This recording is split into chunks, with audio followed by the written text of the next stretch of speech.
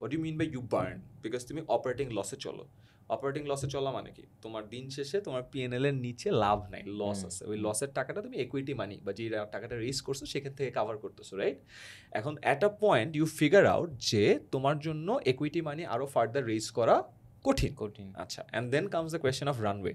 Runway মানে হলো let's say তুমি প্রতি মাসে 1 লাখ টাকা বার্ন করো, তোমার ব্যাংকে টাকা আছে 10 লাখ, সো তোমার রানওয়ে হইলো 10 মাস। প্রতি মাসে 1 লাখ টাকা করে করতে হবে, তো রানওয়ে মানে তুমি 10 মাস পর্যন্ত বেঁচে থাকতে পারবা। So whenever that question comes in, স্টার্ট আপের ভাষায় 1 বছরের কম runway is like alert, red alert.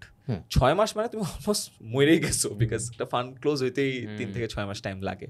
So এই সিনারিওটা আসা মানে তোমার এখন অন্য ব্যবস্থা করতে হবে। তুমি ফান্ড রেজ যেহেতু করতে পারতেছো না, তোমার কোম্পানির বার্ন কমায় আনতে হবে, মানে লসটা কমায় আনতে হবে। So same for us. So আমাদের যেহেতু বাংলাদেশে এখন আমরা দেখতেছি যে এই মোমেন্টে রিচ করাটা tough, we focused not on fund raising, rather on আমাদের নিজস্ব ইউনিট ইকোনমিক্স কীভাবে বেটার করা যায়। যেমন আমাদের অফলাইন সেন্টার 5টা আছে, that has already become profitable. তারপর আমরা আমাদের অনলাইন বিজনেসে কাজ করছি, আমাদের অনলাইন বিজনেস লাস্ট 3 মান্থস ধরে প্রফিটেবল। সো কনসলিডেটেড দুইটা মিলায় উই আর প্রফিটেবল। সো যখন we are profitable, there is no question about runway.